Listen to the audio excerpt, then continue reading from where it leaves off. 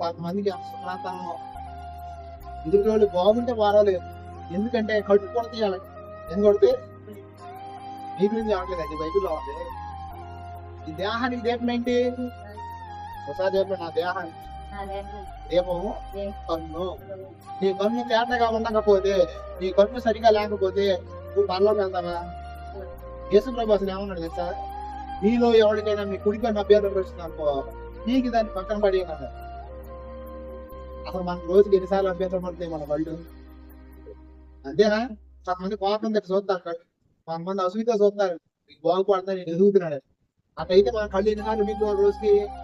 యేసు ప్రభు చెప్పిన ఉద్దేశం ఏంటంటే, మీ కన్ను కనుక సరిగ్గా లేక మీరు పరలోకి వెళ్ళరు కాబట్టి, మీ భూమి మీద గుడ్డోడు తిరిగినా పర్లేదు, కొంతకాలం తిరుగుతావు కాబట్టి చేయాల్సిన పని ఏంటో తెలుసా?